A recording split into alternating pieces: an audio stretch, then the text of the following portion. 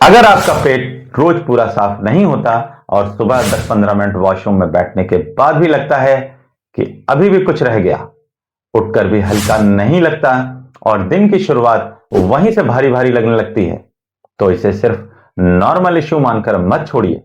शुरुआत में बस हल्का अधूरापन लगता है, फिर रोज मोशन के लिए इंतजार करना पड़ता है, फिर नेचुरल सिग्नल आना कम होने लगता है और धीरे धीरे बात यहां तक पहुंच जाती है कि बिना कुछ लिए काम ही नहीं चलता। यहीं से कब्ज पुरानी बनती है। अब सवाल यह है कि ऐसा होता ही क्यों है और क्या इसे बिना रोज दवा पर डिपेंड हुए सही किया जा सकता है। आज मैं आपको 3 असली वजह आसान भाषा में समझाऊंगा, एक बड़ी गलती बताऊंगा जो ज्यादातर लोग करते हैं और साथ में दूंगा 7 डे गट रीसेट चैलेंज, जिससे बॉडी फिर से सही समय पर मोशन का नेचुरल सिग्नल देना शुरू कर देती है। हेलो दोस्तों, मैं हूं डॉक्टर एम एस ओदा। मैं एक आयुर्वेद यूनानी फिजिशियन हूं और कई सालों से पेट और डाइजेशन की समस्या वाले पेशेंट को देख रहा हूं। क्लिनिक में एक ही बात बार बार देखने को मिलती है। ऐसे ही पिछले महीने एक 34 साल के पेशेंट आए। 5-6 साल से कब्ज की दिक्कत थी और रोज इसबगोल और चूरन लेते थे। 2 दिन नहीं लिया तो मोशन ऑलमोस्ट बंद। उन्हें लगा शरीर कमजोर हो गया है, लेकिन असली दिक्कत कमजोरी नहीं थी। असली दिक्कत उनका रोज का बिगड़ा हुआ पैटर्न था। यही बात आपको समझनी है। एक बात यहां साफ कर दें, कब्ज को सिर्फ पेट साफ ना होना मत समझिए। आयुर्वेद और यूनानी दोनों के हिसाब से कब्ज अक्सर 3 वजहों से बनती है: सूखापन, आंत की चाल धीमी होना और गलत टाइमिंग वाला रूटीन। आयुर्वेद में इसे अग्नि, अपान, वायु और रुक्षता से जोड़ा जाता है और यूनानी में इसे मिजाज की खुश्की, आंतों की सुस्ती और हजम दफा के बिगड़े पैटर्न से समझा जाता है। अब सीधी बात की, सिर्फ फाइबर से काम नहीं चलेगा। पानी प्लस सही टाइमिंग प्लस डेली रिदम, तीनों साथ ठीक करने पड़ेंगे। और मेरी एक लाइन याद रखिए, दवा से राहत मिलती है लेकिन रूटीन से कंट्रोल आता है। अब वही 3 वजह आसान भाषा में समझिए। पहली वजह, सूखापन। कम पानी मतलब स्टूल सूखना, सूखा स्टूल मतलब स्ट्रेन, और रोज स्ट्रेन करने से नीचे दबाव पड़ता है। यही आगे चलकर पाइल्स और फिशर जैसी प्रॉब्लम बढ़ा सकता है। दूसरी वजह, आंत की चाल धीमी होना। हमारी इंटेस्टाइन रिदम में काम करती है। अगर रोज खाली होने का पैटर्न बिगड़ता है और सिग्नल बार बार टलता है तो आंतों की चाल सुस्त पड़ने लगती है। अब सीधी बात कि शरीर वही रूटीन पकड़ लेता है जो आप रोज करते हैं। तीसरी वजह, टाइमिंग का गड़बड़ होना। सुबह शरीर में ऐसे नेचुरल बदलाव होते हैं जो पेट साफ होने की प्रक्रिया को आसान बनाते हैं, लेकिन अगर आप रोज अलग अलग टाइम पर खाते हैं, लेट नाइट खाते हैं या सुबह का सिग्नल बार बार टालते हैं, तो बॉडी उस सिग्नल को धीरे धीरे कम करना शुरू कर देती है। अब एक कॉमन गलती समझ लीजिए। बहुत लोग सोचते हैं इसबगोल ले लिया तो काम हो जाएगा, लेकिन अगर पानी कम है और टाइमिंग खराब है तो पूरा फाइबर भी काम नहीं करेगा। कई बार उल्टा स्टूल भारी लगने लगता है। अब जल्दी से एक सेल्फ चेक कर लीजिए, आपकी मेन प्रॉब्लम किस में है। सिग्नल नहीं आता, स्टूल हार्ड रहता है या अधूरापन रहता है। यही पहचान आगे प्लान फॉलो करने में बहुत मदद करेगी। अब 3 बड़ी गलतफहमियां जल्दी से क्लियर कर लेते हैं। पहली गलतफहमी, सिर्फ फाइबर से कब्ज ठीक हो जाएगी। ऐसा नहीं है। दूसरी गलतफहमी, रोज दवा लेना ही इलाज है। ऐसा भी नहीं है, दवा बैकअप हो सकती है। तीसरी गलतफहमी, सुबह सिग्नल रोकना नॉर्मल है। ऐसा नहीं है, यही आगे प्रॉब्लम बनाता है। अब बहुत ध्यान से सुनिए, यही लोग सबसे बड़ी गलती करते हैं। कब्ज में सुधार तब आता है जब फाइबर, पानी और सही टाइमिंग तीनों साथ ठीक किए जाएं। और एक बात और याद रखिए, सिग्नल वापस लाना है, सिर्फ मोशन नहीं। अब जो मैं आगे बताने जा रहा हूं, लोग यही पोर्शन सबसे ज्यादा छोड़ देते हैं और फिर कहते हैं डॉक्टर साहब फायदा ही नहीं हुआ। इसलिए यह पार्ट बहुत ही ध्यान से सुनिएगा। अब आते हैं 7 डे गट रीसेट चैलेंज पर। यह कोई इंस्टेंट जादू नहीं है, यह बॉडी को फिर से ट्रेन करने का तरीका है। अगर पहले 2-3 दिन बहुत बड़ा फर्क ना दिखे तो घबराइए मत। शरीर पुरानी आदत छोड़ने में थोड़ा समय लेता है। इन 7 दिनों में 3 चीजें खास तौर पर अवॉइड करनी है: देर रात खाना, सुबह का सिग्नल रोकना और बिना पानी फाइबर बढ़ाना। यही 3 गलतियां अच्छे प्लान को भी फेल कर देती हैं।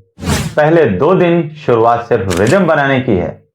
सुबह उठते ही 1 गिलास हल्का गुनगुना पानी पिएं, उसके बाद 5 मिनट हल्की वॉक करें, चाहे मोशन आए या ना आए। रोज यही टाइम रखें। यही स्टेप बॉडी को नया सिग्नल देना शुरू करता है। दिन में कम से कम 8-10 गिलास पानी जरूर पिएं और रात का खाना भी सोने से कम 2 घंटे पहले जरूर लें। यहां लक्ष्य मोशन को फोर्स करना नहीं है, बॉडी को रिद्म याद दिलाना है। डे 2 तक कई लोगों को इतना फर्क दिखने लगता है कि बॉडी लगभग उसी टाइम पर सिग्नल देना शुरू करती है, भले मोशन पूरा ना आए। और अगर इतना फर्क भी नहीं दिखेगा तो प्लान गलत नहीं है। पहले एक बार फिर पानी, टाइमिंग और लेट नाइट खाना दोबारा चेक कर लीजिए। तीसरे और चौथे दिन स्टूल को सॉफ्ट करने पर काम। 1 कटोरी पपीता जोड़िए और 4 से 5 भीगे हुए मुनक्के और हरी सब्जियां बढ़ाइए, लेकिन पानी साथ रखिए, वरना फाइबर पूरा काम नहीं करेगा और भारीपन बना रह सकता है। डे 4 तक कई लोगों को स्टूल थोड़ा नरम लगने लगता है या स्ट्रेन थोड़ा कम महसूस होता है। याद रखिए, हम सिर्फ मोशन नहीं सुधार रहे, सुबह का नेचुरल सिस्टम वापस ला रहे हैं। 5वें और छठे दिन पेट का बैलेंस सुधारना। दिन में दही या छाछ शामिल कीजिए, तला भुना कम कीजिए, बहुत हैवी डिनर कम कीजिए और सबसे जरूरी लेट नाइट खाना बंद कीजिए। दिन में सब सही करके रात में हैवी खाना खा लिया तो सुबह फिर वही दिक्कत लौट सकती है। अगर इन दिनों गैस कभी कभी ज्यादा लगे तो घबराइए मत। पहले पानी, टाइमिंग और लेट नाइट खाना देख लीजिए।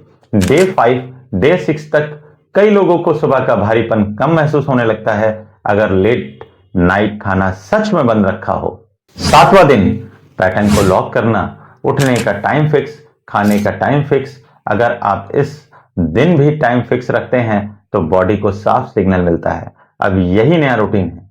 पहले 3-4 दिन बॉडी थोड़ा रेजिस्ट कर सकती है, लेकिन जब रोज एक जैसा रूटीन मिलता है तो नेचुरल सिग्नल वापस स्ट्रांग होना शुरू हो जाता है। डे 7 तक सिर्फ यह मत देखिए कि मोशन हुआ या नहीं, यह देखिए कि सिग्नल पहले से बेहतर आया या नहीं, स्ट्रेन कम हुआ या नहीं और अधूरापन पहले जैसा है या कम हुआ। यहीं से असली बदलाव शुरू होता है। अब एक जरूरी प्रैक्टिकल बात, फर्क सिर्फ पेट में नहीं दिखता। सुबह हल्कापन आता है, स्ट्रेन कम होता है, दिन भर गैस और भारीपन कम होता है, चिड़चिड़ापन कम होता है, काम में ध्यान ज्यादा लगता है, बाहर जाने से पहले वॉशरूम की टेंशन भी कम होती है। मेरे क्लिनिक में कई लोगों ने सिर्फ रूटीन ठीक करके सालों पुरानी कब्ज में काफी राहत पाई है, लेकिन एक कॉमन बात थी, उन्होंने कंसिस्टेंसी रखी। हर कब्ज सिर्फ रूटीन की वजह से नहीं होती, लेकिन अगर आपकी प्रॉब्लम रूटीन और पैटर्न वाली है तो ये 7 दिन बॉडी को फिर से रिदम में लाने की अच्छी शुरुआत कर सकते हैं। तो आज की 3 इंपॉर्टेंट बातें याद रखिए: पानी, सही टाइमिंग और डेली रिदम, यही कब्ज के रूट पर काम करती है।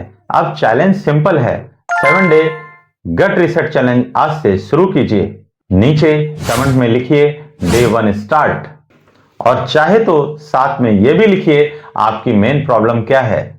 सिग्नल नहीं आता, स्टूल हार्ड रहता है या अधूरापन रहता है।